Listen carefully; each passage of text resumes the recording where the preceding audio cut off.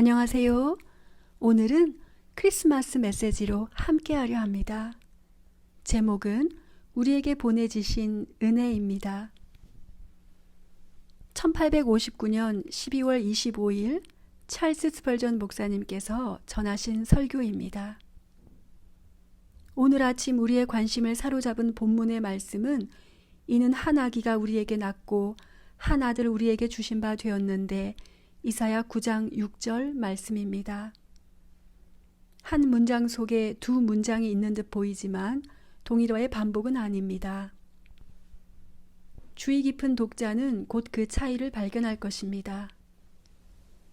예수 그리스도가 인간의 성품을 지닌 아이로 이 땅에 태어나셨고 성령으로 잉태되사 동정녀에게서 나셨습니다.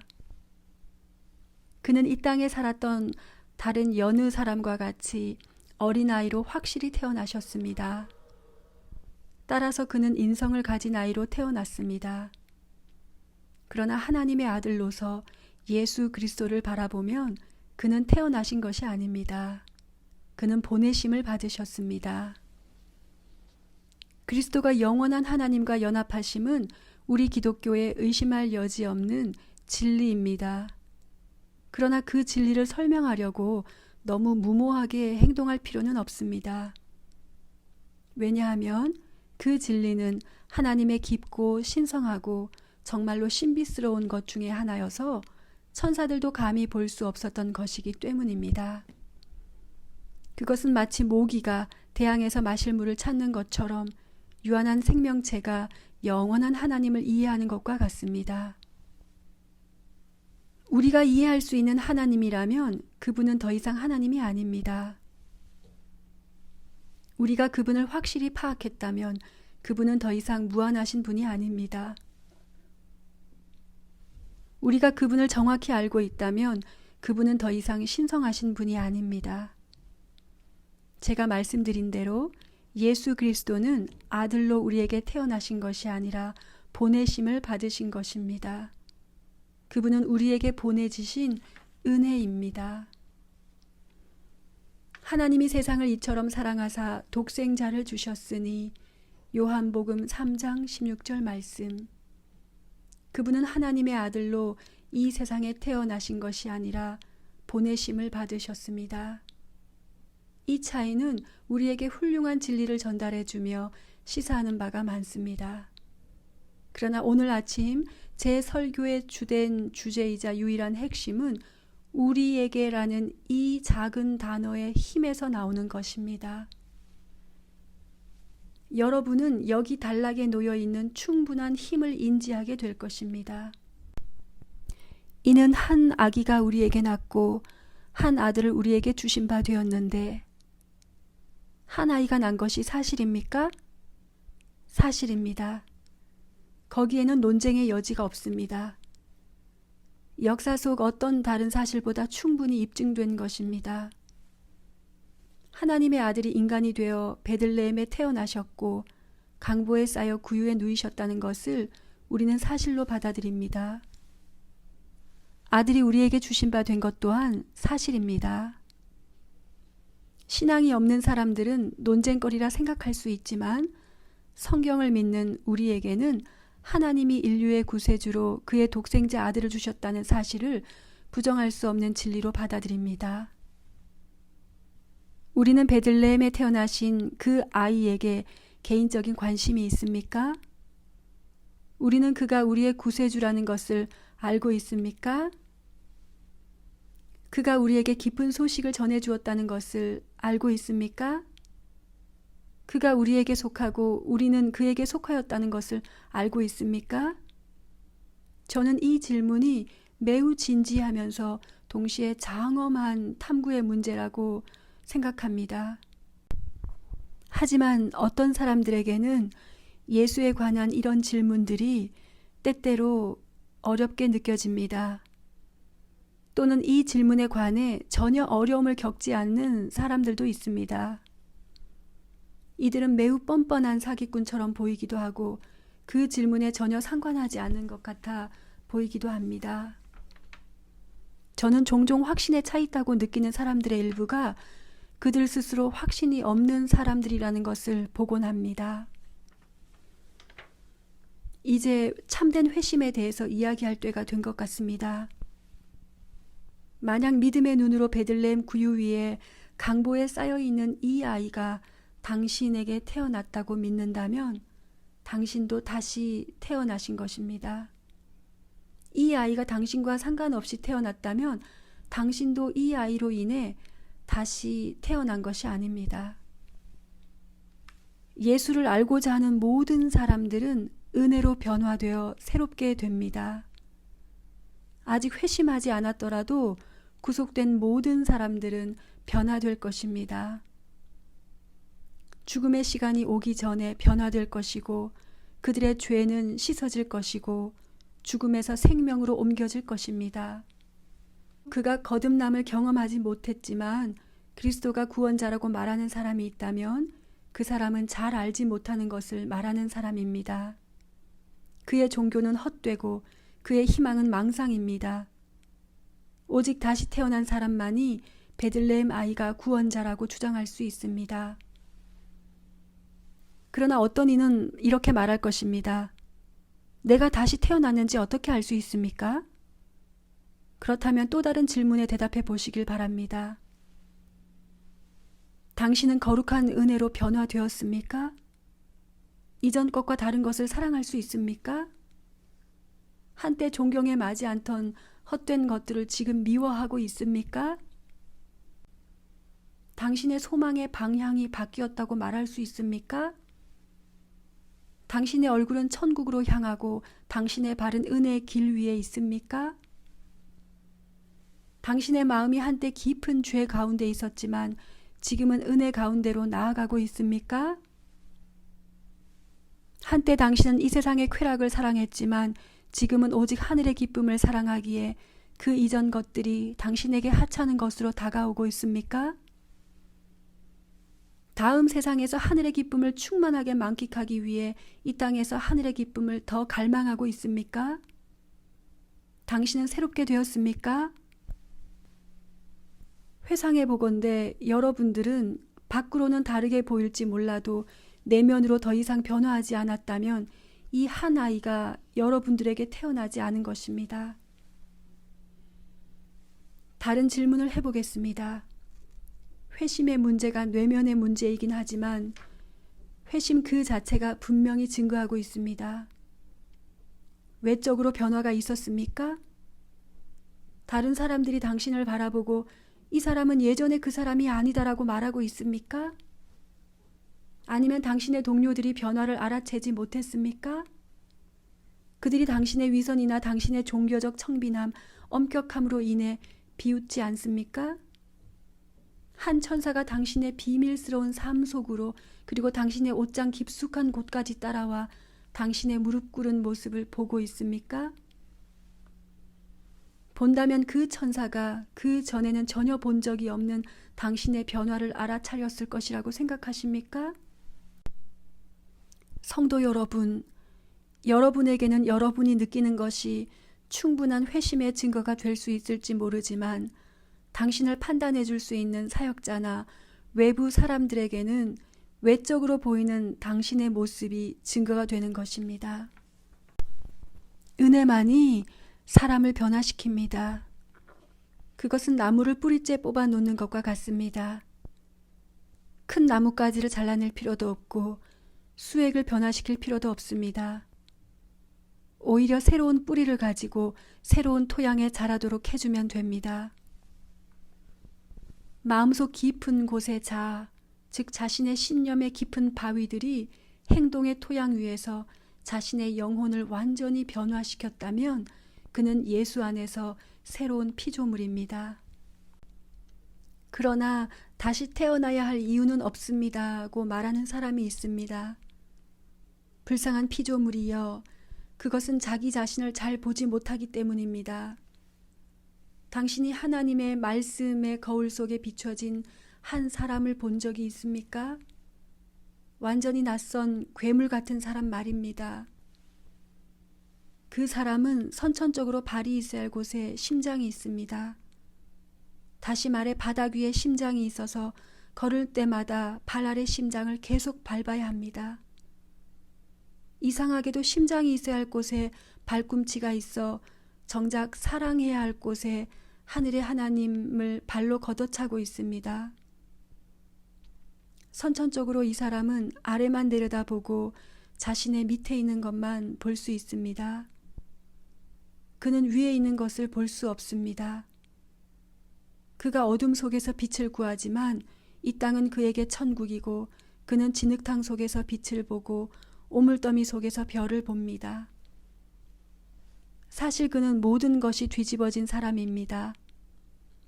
죄의 결과 우리의 본성이 파괴되어 이 땅에서 가장 괴물 같은 모습으로 변화되었는데 그것이 바로 타락한 인간의 모습입니다. 고대 사람들은 그리핀이나 키메라, 용 같은 모든 종류의 괴물을 그리곤 했습니다.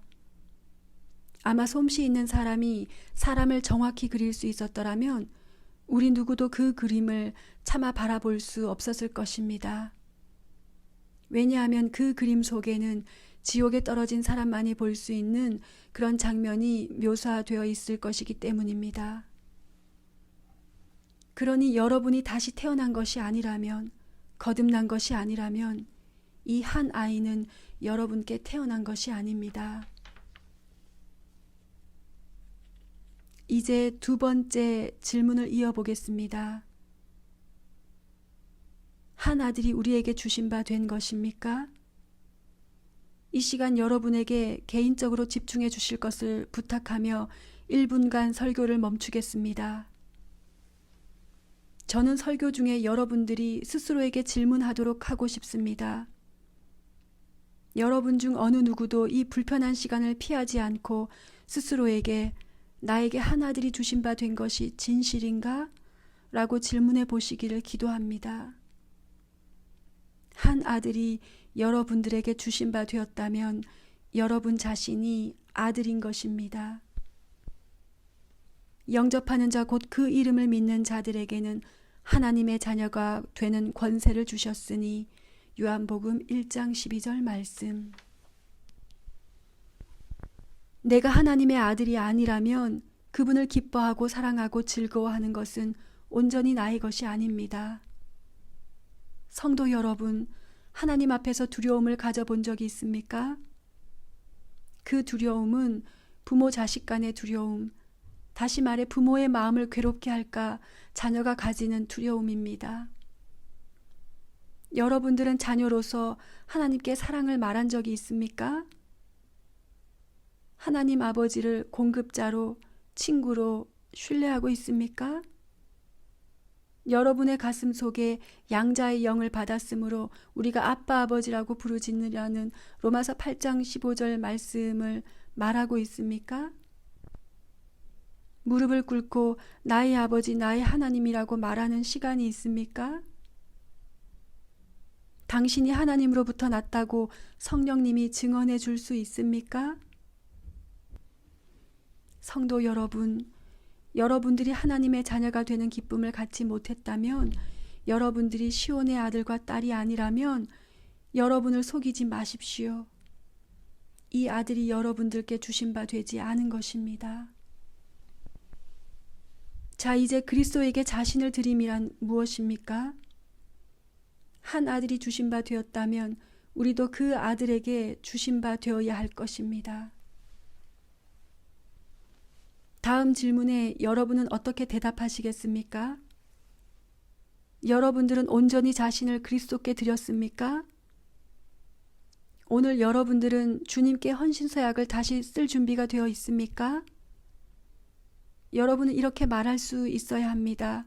나의 모든 것, 나의 힘, 나의 시간, 전적으로 당신의 것이오니 주께 드립니다. 너희는 너희 자신의 것이 아니라 값으로 산 것이 되었으니 고린도전서 6장 20절 말씀. 이 하나님의 아들이 여러분께 주신 바 되었다면 여러분은 여러분 전부를 그분께 전적으로 드려야 할 것입니다. 그의 영광이 여러분의 삶의 목적이고 그의 영광은 영혼의 소망 중 하나입니다. 여러분 스스로에게 질문해 보십시오. 여러분 스스로 거짓 답변하지 않기를 기도해 봅니다. 이제 지금까지의 내용을 다시 한 번 더 정리하겠습니다. 저에게 한 아이가 낳았다면 저는 다시 태어난 것입니다. 게다가 저는 한 아이의 새로운 탄생이라는 중요한 사건 속에 있습니다.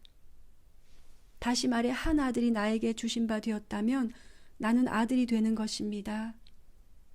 나에게 주신 바 된 그 아들에게 저는 드려지는 것입니다. 하나님은 여러분들이 그 축복 속에 거하며 한 아기가 우리에게 낳고 한 아들을 우리에게 주신 바 되었는데 라고 사랑의 고백을 하도록 여러분을 도우십니다. 우리가 다음에 생각해 볼 것은 그렇다면 다음은 무엇인가 하는 것입니다. 한 아기가 우리에게 낳고 한 아들을 우리에게 주신 바 되었는데 오늘 나는 왜 의심하고 있습니까? 왜 나는 그 사실을 깨닫지 못하고 있습니까? 왜 여러분은 의심의 광야에서 머무르고 있습니까? 일어나 확신의 산으로 오르십시오. 그리고 나는 나의 구원자가 살아계시고 그에게 온전히 헌신하도록 하신다는 것을 안다라고 두려움 없이 말할 때까지 쉬지 말고 오르십시오. 그런데 저는 여기 계신 많은 분들이 그리스도가 여러분의 주인인지 아닌지 확신하지 못하는 듯 보입니다. 성도 여러분, 여러분이 그리스도 안에 거하고 그리스도가 여러분 안에 거하는 것에 확신하실 수 있기를 기도합니다. 자, 여기 예수 그리스도가 죄인을 구하러 이 땅에 오셨다는 사실이 오늘 공포되었습니다. 그가 여러분을 구원했는지 정말 여러분들이 그 안에 거하는지 의문이 들지 모르겠습니다. 저는 여러분께 간청합니다. 여러분들이 천국의 집 가까이라는 찬양을 부를 때 어서 잠에서 깨어 일어나십시오. 세상에 여러분의 운명을 영원히 결정지는 이것이 정녕 여러분께 불확실한 문제입니까? 천국입니까? 지옥입니까? 이 갈림길에서 어느 것이 여러분의 영원한 유업인지 확실히 알 때까지 그냥 머무르고 있을 것입니까? 하나님이 여러분을 사랑하시는지 진노하시는지 의문을 갖는 것에 그냥 만족하십니까? 여러분들이 죄로 비난받을지 아니면 예수 그리스도 안에서 믿음으로 의롭다 하심을 받을지에 대해 여전히 의문을 가지고 그대로 살고 있을 것입니까? 여러분 지금 당장 일어나십시오. 여러분께 살아계신 하나님의 이름으로 간청합니다. 일어나 성경에 나와 있는 이 기록을 읽으십시오. 찾아보시고 그 기록이 어떠한지 여러분 자신에게 질문해 보십시오. 그 아들이 나에게 주신 바 되었는데 왜 나는 확신에 차서 그것을 알지 못할까? 다시 다른 질문을 해보겠습니다. 오늘 아침 우리는 왜 슬퍼하고 있습니까? 저기서 축제의 만찬이요, 축제의 만찬이요 라고 외치는 소리에 귀 기울여 보십시오. 추수를 축하하는 축제 기간입니다. 춤추는 처녀들과 즐거운 시간을 보내는 젊은이들을 보십시오. 왜 이렇게 왁자지껄한 웃음소리가 납니까? 그것은 땅에서 값진 과일을 수확하고 곧 먹게 될 밀을 창고에 저장했기 때문입니다. 형제자매 여러분, 영원한 생명을 유지할 수 있는 빵을 가지고 있는데 왜 행복하지 않습니까? 세상 사람들은 자신이 먹을 양식이 많아지면 즐거워하는데 왜 우리는 한 아기가 우리에게 낳고 한 아들 우리에게 주신 바 되었는데 기뻐하지 않습니까? 저쪽에서 나는 소리를 잘 들어보십시오. 런던 타워의 축보가 무엇을 의미합니까? 런던의 모든 사람이 미친 듯이 기뻐하고 교회 첨탑의 종들이 왜 모조리 다 울리고 있습니까? 영국 왕실의 왕자가 태어난 것입니다. 왕자의 탄생의 경의를 표하고 모든 종들이 울려 퍼집니다. 그리스도인 여러분, 여러분 마음의 종소리를 울리십시오. 환희의 노래로 경의를 표하십시오. 한 아기가 우리에게 낳고 한 아들을 우리에게 주신 바 되었는데 진정으로 춤을 추고 기쁨의 종을 울리십시오. 여러분 모두 춤을 추십시오. 오, 나의 모든 신경은 하프 현이 된 듯합니다. 천사의 손길이 여러분을 악기로 연주하게 하십시오. 내 입술의 혀가 내 눈물을 씻으면 그를 찬양하며 외칩니다.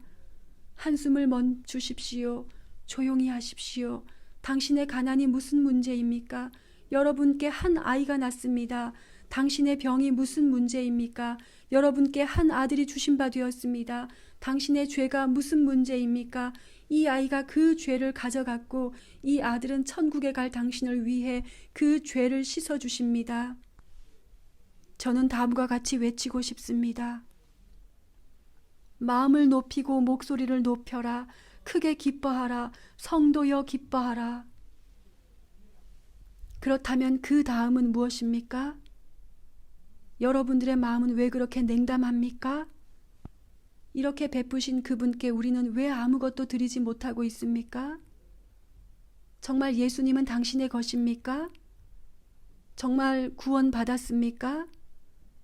그렇다면 어떻게 미약하게 사랑을 표할 수 있습니까? 저도 설교할 때 좀 더 간절하게 하지 않고 기도할 때 좀 더 열심히 하지 않은지 모르겠습니다. 왜 우리는 우리에게 전부를 주신 그리스도께 인색합니까?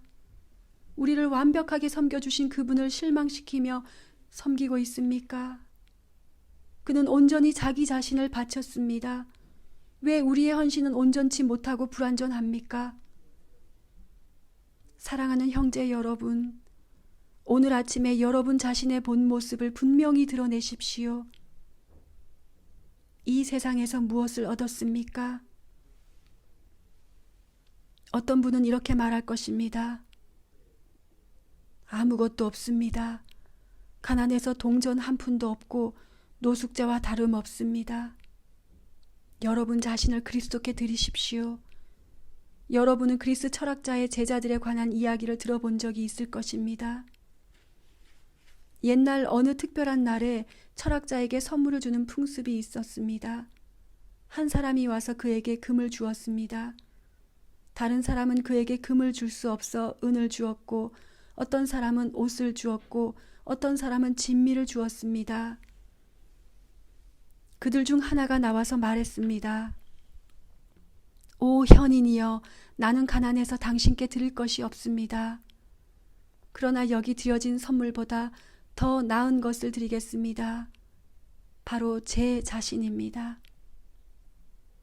만약 여러분이 금이나 은을 가지고 있고 세상에 어떠한 좋은 물건을 가지고 있던지 간에 그리스도에게 드리십시오. 그리고 무엇보다 여러분 자신을 드리십시오. 주님, 제가 당신을 사랑하지 않습니까? 제 마음을 감찰하시고 살피소서. 당신을 감히 대적하는 더러운 우상을 밝히소서. 주님, 제 영혼이 당신을 사랑하지 않습니까? 아무것도 사랑치 말게 하시고 예수님이 아니면 내 마음의 모든 기쁨은 사라지게 하소서. 진지하게 생각해 볼 것은 만약 그렇지 않다면 그 다음은 무엇인가 하는 것입니다. 성도 여러분, 여러분들이 어디에 있는지 찾기가 힘듭니다. 이 홀 어디에 있는지 나의 마음의 눈이 여러분을 찾고 있습니다. 만약 나의 눈이 여러분과 마주쳤다면 내 눈을 보신 여러분은 울고 있을 저를 발견할 것입니다. 아, 희망도 없이 예수님도 없이 하나님도 없이 사는 불쌍한 사람들이여, 여러분에게는 크리스마스의 환희가 없습니다. 왜냐하면 당신에게 한 아이가 나지 않았기 때문입니다. 그리고 이 아들이 보내신 바 되지 않았기 때문입니다. 극도의 배고픔과 추위에 못 견디고 거리에서 쓰러져 죽음을 맞이하는 가난한 사람들의 이야기는 슬픈 이야기입니다. 그러나 여러분의 운명은 더 측은합니다. 타들어가는 혀를 시원하게 하려고 물 한 방울에 울부짖는 그날의 여러분의 상황은 더 끔찍합니다. 지옥의 불이 여러분을 태우지 못하고 엄청난 공포가 여러분을 삼키지 못할 것입니다. 죽음을 간절히 바라지만 매 시간이 죽을 것 같지만 그렇게 갈망하는 죽음의 은혜를 얻지 못하고 여러분은 영원한 죽음에 매여 있을 것입니다. 제가 오늘 아침 여러분께 무엇을 말하고 있습니까? 오 주님, 이 성탄 시즌에 말할 수 있도록 저를 도우소서. 여러분께 간청합니다. 만약 그리스도가 오늘 이 아침에 여러분의 것이 아니라면 하나님의 영의 도움으로 제가 간청한 것을 여러분이 할 수 있기를 원합니다. 무엇보다 먼저 여러분의 죄를 고백하십시오. 제 귀나 어떤 다른 사람의 귀에다 대고 하라는 것이 아닙니다. 당신의 방으로 가서 당신이 더러운 죄인이라는 것을 고백하십시오. 그분께 그분의 크신 은혜가 없이는 당신이 한낱 불쌍한 사람임을 고백하십시오. 고백에 무슨 유익이 있을까 생각하지 마십시오. 저는 여러분들이 오늘 여러분의 죄를 고백하시길 기도합니다. 제 말을 바람에 그냥 흘려버리지 마십시오. 이 건물을 나가자마자 잊어버리지 마십시오. 꼭 기억하셔서 오늘이 바로 여러분의 죄를 고백하는 날이 되길 바랍니다. 여러분들 중에는 여러분 스스로 더 나아질 수 있다고 생각해서 여러분 자신을 부인하지 않으려 하는 사람이 있을지 모르겠습니다. 어서 잘못된 망상에서 벗어나십시오.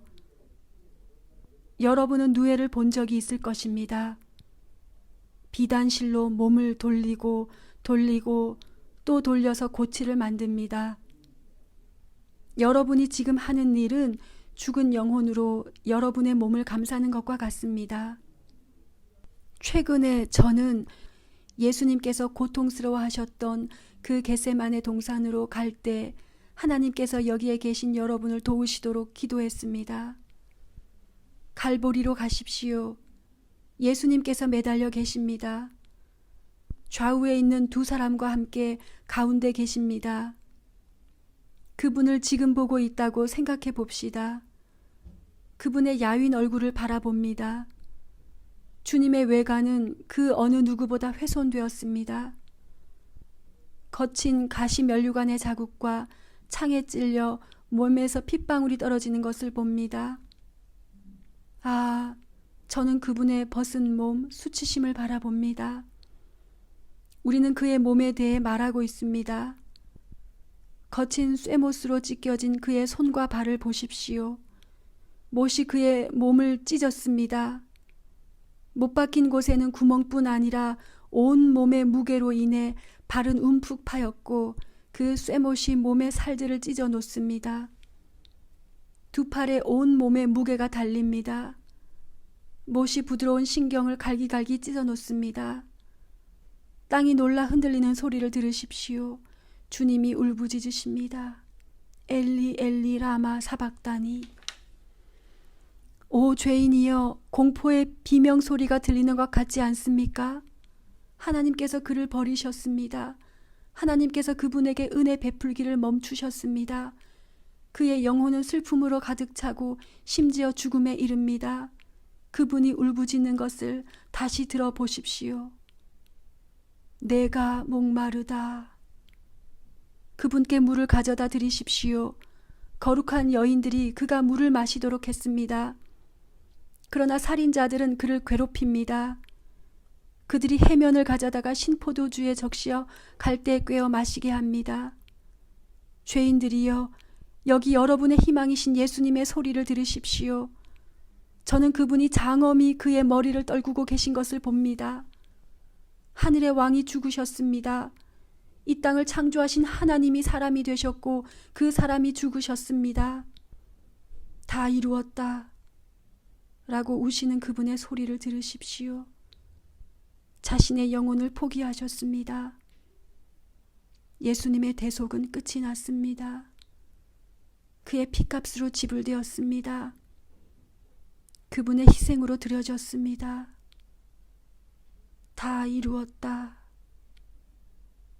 요한복음 19장 30절 말씀. 그리스도 안에 믿는 죄인이신 여러분 자신을 그분께 드리십시오. 그분 안에 깊이 잠겨 그 안에 거하셔서 그분이 여러분의 전부가 되게 하십시오. 그 피 묻은 몸을 여러분의 떨리는 두 팔로 만지십시오. 그 십자가 아래 앉으십시오. 그의 값진 핏방울이 떨어지는 것을 느끼십시오. 여기서 나가서 여러분 각자 마음속으로 말하길 바랍니다. 죄로 물들고 약하고 무력한 벌레 같은 내가 주님의 친절한 두 팔에 안기네. 그는 나의 힘이요 나의 의로우심이라. 나의 전부이신 주님이여. 하나님께서 예수 그리스도로 말미암아 은혜를 주셨습니다. 우리 주 예수 그리스도의 은혜와 하나님의 사랑과 성령님의 교통하심이 영원히 여러분 삶의 전부가 되시길 바랍니다. 아멘. 아멘.